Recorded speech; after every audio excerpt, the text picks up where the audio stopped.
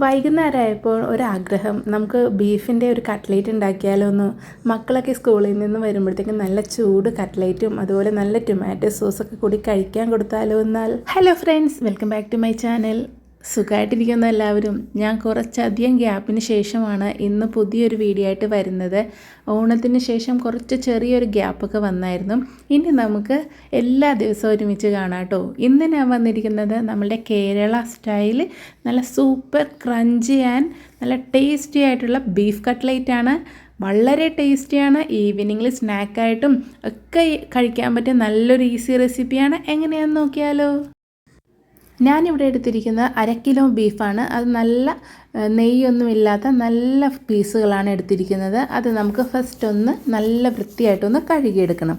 അതിനുശേഷം കുക്കറിലേക്ക് കുറച്ച് മസാലപ്പൊടിയും അതുപോലെ കുരുമുളക് പൊടി, മഞ്ഞൾപ്പൊടി, ഗരം മസാല, മല്ലിപ്പൊടി, പിന്നെ നമ്മളുടെ മുളക് പൊടി, ഇത്രയും സാധനങ്ങളും ഒരല്പം വെള്ളവും ഒരിച്ചിരി ഉപ്പും കൂടി ഇട്ടിട്ട് നന്നായിട്ടൊന്ന് വേവിക്കണം. ഞാനിപ്പോൾ വെളിച്ചെണ്ണയാണ് ഒരു 2-3 ടേബിൾ സ്പൂൺ ഇട്ടത്. നല്ല രീതിയിലൊന്ന് കൈവച്ച് നന്നായിട്ടൊന്ന് മിക്സ് ചെയ്തതിന് ശേഷം കുക്കറിലിട്ട് നല്ല അടിപൊളിയായിട്ട് അങ്ങോട്ട് വേവിച്ചെടുക്കുക. ഞാനിവിടെ ഫസ്റ്റ് ഫ്ലെയിമിന് ശേഷം ഒരു 15 മിനിറ്റ് സ്ലോ ഫ്ലെയിമിൽ കുക്ക് ചെയ്തെടുത്തിട്ടുണ്ട്. ഇനി നമുക്ക് വേണ്ടത് ഉരുളക്കിഴങ്ങാണ്. ഞാനിവിടെ എടുത്തിരിക്കുന്നത് ഒരു 350 ഗ്രാം ഉരുളക്കിഴങ്ങാണ് എടുത്തിരിക്കുന്നത്.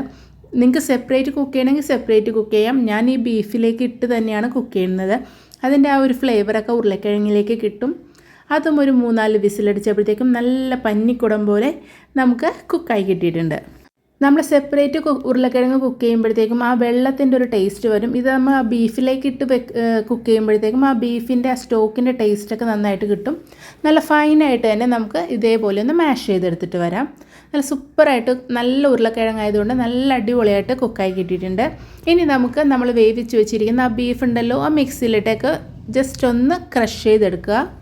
ബീഫ് കട്ട്ലേറ്റ് ഉണ്ടാക്കുമ്പോഴത്തേക്കും മിൻസ് ചെയ്ത ബീഫാണെങ്കിലും യൂസ് ചെയ്യാവുന്നതാണ് കേട്ടോ. ഞാനിവിടെ നമ്മുടെ ഫ്രഷ് ബീഫ് വാങ്ങിയിട്ട് അത് ബോയിൽ ചെയ്താണ് ചെയ്യുന്നത്. ഇതാ നന്നായിട്ട് നമുക്ക് ക്രഷായി കിട്ടിയിട്ടുണ്ട്. ഇനി ഞാൻ വലിയ 2 സവാള എടുത്തിട്ടുണ്ട്. അത് ചോപ്പറിലിട്ടിട്ട് നല്ല ഫൈനായിട്ട് ചോപ്പ് ചെയ്തിട്ടിട്ടുണ്ട്. ചോപ്പറിലില്ലാന്നുണ്ടെങ്കിലും നമുക്ക് ഫൈനായിട്ടൊന്ന് നൈഫ് വെച്ച് കട്ട് ചെയ്തെടുത്താൽ മതിയാകും. ഇനി ഞാനിവിടെ എടുത്തിരിക്കുന്നത് 3 പച്ചമുളകാണ്. നിങ്ങൾക്ക് 2 പച്ചമുളകാണ്. നിങ്ങൾക്ക് വേണമെങ്കിൽ എരിവിനനുസരിച്ച് പച്ചമുളക് കൂട്ടാം. ഒരു 3-4 കഷ്ണം വെളുത്തുള്ളിയും ഒരു ചെറിയ കഷ്ണം ഇഞ്ചിയും ഫൈനായിട്ട് ചോപ്പ് ചെയ്തെടുത്തിട്ടുണ്ട്. ഇത്രയാണ്. പിന്നെ മല്ലിയിലയും വേണം, അതും നല്ലൊരു ഫ്ലേവറാണ്. ഇനി നമുക്കിതൊന്ന് മിക്സ് ചെയ്തെടുക്കണം. ആദ്യമേ കുറച്ച് വെളിച്ചെണ്ണയിലേക്ക് വലിയ ജീരകം ഒരു വലിയ ടേബിൾ സ്പൂൺ ഇട്ടിട്ട് നന്നായിട്ടൊന്ന് പൊട്ടിച്ചെടുക്കണം. ഇതിലേക്ക് ഇഞ്ചി, വെളുത്തുള്ളി, പച്ചമുളക് അതും കൂടി ഇടണം. ഇതിലേക്ക് നമ്മൾ ഫൈനായിട്ട് ചോപ്പ് ചെയ്ത ഓണിയനും കൂടി ഇടുക. ഒരല്പം ഉപ്പും കൂടി ഇട്ടിട്ട് നല്ല രീതിയിലൊന്ന് സോട്ട് ചെയ്തെടുക്കുക. ഒരുപാട് ഡാർക്ക് ബ്രൗൺ ഒന്നും ആവണ്ട. ജസ്റ്റ് ഒരു ഗോൾഡൻ കളറായി വരുമ്പോഴത്തേക്കും നമുക്ക് ബാക്കിയുള്ള ഇൻഗ്രീഡിയൻസ് ആഡ് ചെയ്താൽ മതി. എപ്പോഴും പറയുന്ന പോലെ ഒരു കാര്യം ഞാൻ പറയാൻ മറന്നുപോയി. പുതുതായിട്ട് എൻ്റെ വീഡിയോ കാണുന്ന ആരെങ്കിലും ഉണ്ടെങ്കിൽ വീഡിയോയിലേക്ക് സ്വാഗതം. അതുപോലെ ഇതുവരെ സബ്സ്ക്രൈബ് ചെയ്ത് കാണുന്ന ആരെങ്കിലും ഉണ്ടെങ്കിൽ ഒന്ന് സബ്സ്ക്രൈബ് ചെയ്തേക്കണേ. ഈ സമയത്ത് ഞാൻ കുറച്ച് മഞ്ഞൾപ്പൊടിയും ഗരം മസാലയും ഒരല്പം ഉപ്പും കൂടി ഇട്ടിട്ട് നന്നായിട്ടൊന്ന് സോട്ട് ചെയ്തെടുക്കുന്നുണ്ട്. ഇതിലേക്ക് നമ്മൾ വേവിച്ച് വെച്ചിരിക്കുന്ന ബീഫും അതുപോലെ ഉരുളക്കിഴങ്ങും കുറച്ച് മല്ലിയിലയും കൂടി ഇട്ടിട്ട് മിക്സ് ചെയ്യുന്നുണ്ട്. എല്ലാം നല്ല രീതിയിൽ എല്ലാ ഭാഗത്തും എത്തുന്ന രീതിയിൽ മിക്സ് ചെയ്തെടുത്താൽ മതിയാകും. വളരെ ഈസിയാണ് നമുക്ക് ബീഫ് കട്ട്ലേറ്റൊക്കെ ഉണ്ടാക്കാൻ. ഇതേപോലത്തെ മെത്തേഡിൽ തന്നെയാണ് ചിക്കൻ ചെയ്തെടുക്കുന്നത്. നമ്മൾ പുറത്തുനിന്ന് വാങ്ങിക്കണേനും നല്ല ടേസ്റ്റി ആയിട്ട് കഴിക്കാൻ പറ്റും. പുറത്തുനിന്ന് വാങ്ങിക്കുന്നത് കൊള്ളില്ലെന്നല്ല പറയുന്നത്, ബീഫൊക്കെ വളരെ കുറച്ചൊക്കെ ഉണ്ടാവുള്ളൂ. ഇതാകുമ്പോഴത്തേക്കും നമുക്ക് വീട്ടിലേക്ക് നമ്മുടെ ഫാമിലി മെമ്പേഴ്സിന് വേണ്ടി ചെയ്യുമ്പോഴത്തേക്കും നമ്മൾ അത്രയും നല്ല ടേസ്റ്റി ആയിട്ടല്ലേ ചെയ്യുള്ളൂ. എല്ലാം നന്നായി മിക്സ് ചെയ്തതിന് ശേഷം ചെറിയ ചെറിയ ഉരുളകളാക്കി എടുത്തിട്ട് നമ്മുടെ കൈപ്പത്തിയുടെ ഉള്ളിൽ വെച്ചിട്ട് പരത്തി ഇതേപോലെയുള്ള ഷേപ്പുകളാക്കി എടുക്കണം. നിങ്ങൾക്ക് ഇഷ്ടമുള്ള ഷേപ്പായിട്ട് ചെയ്തെടുക്കാം. അതിനുശേഷം ഞാനിവിടെ എടുക്കുന്നത് നമ്മുടെ കെലോഗ്സിൻ്റെ കോൺഫ്ലെക്സ് എടുക്കുന്നുണ്ട്. അതുപോലെ ബ്രെഡിൻ്റെ ക്രംസ് എടുക്കുന്നുണ്ട്. റസ്ക് പൊടിയില്ലേ, അതുമാണ്. രണ്ടും കൂടി ആകുമ്പോഴത്തേക്കും നല്ല ക്രഞ്ചി ആയിട്ട് നമുക്ക് കട്ട്ലേറ്റ് തയ്യാറാക്കി എടുക്കാം. കണ്ടോ, ഈക്വലായിട്ട് എടുത്തിട്ട് നന്നായിട്ടൊന്ന് മിക്സ് ചെയ്തെടുക്കണം. പിന്നെ 2 മുട്ട എടുത്തിട്ടുണ്ട്. അതൊരല്പം ഉപ്പിട്ടിട്ട് നല്ല രീതിയിലൊന്ന് ബീറ്റ് ചെയ്തെടുക്കണം. ഇതുവരെ കോൺഫ്ലെക്സ് ഡിപ്പ് ചെയ്തിട്ട് ചെയ്യാത്ത ആരെങ്കിലും ഉണ്ടെങ്കിൽ ഒന്ന് ട്രൈ ചെയ്ത് നോക്കണം കേട്ടോ. അപ്പോൾ നമ്മുടെ എല്ലാ സംഭവങ്ങളും ഇവിടെ റെഡി ആയിട്ടുണ്ട്. നമുക്ക് ഓരോന്നായിട്ട് തയ്യാറാക്കിയെടുക്കാം.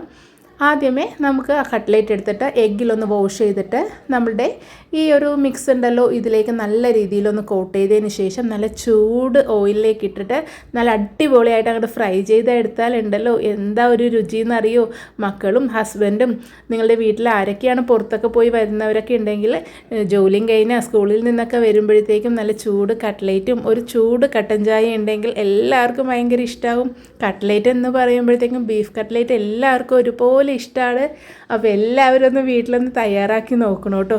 നോക്കിയാൽ നല്ല ക്രഞ്ചി ആയിട്ട് കിട്ടുമെന്നല്ലേ ഞാൻ പറഞ്ഞത്. അത് നമ്മൾ ആ കോൺഫ്ലെക്സും കൂടി ഇടുമ്പോഴായിരിക്കും അത്ര നല്ല ക്രഞ്ചി ആയിട്ട് കിട്ടുന്നത്.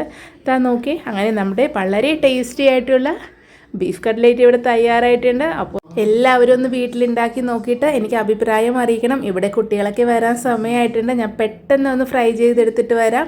അതിൽ കൂടി നല്ലൊരു ഒണിയൻ്റെ ഒരു സാലാഡും കുറച്ച് ടൊമാറ്റോ കെച്ചപ്പ് ഉണ്ടെങ്കിൽ അടിപൊളിയായി. അപ്പോൾ നല്ലൊരു ഗാർണിഷും ആയിട്ടുണ്ട്.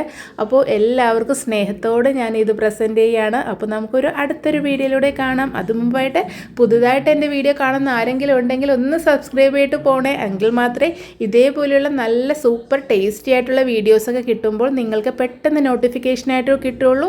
അപ്പോൾ എല്ലാവർക്കും ഇഷ്ടമായെന്ന് പ്രതീക്ഷിക്കുന്നു. അടുത്തൊരു വീഡിയോയിലൂടെ കാണാം. Thanks for watching. Love you all.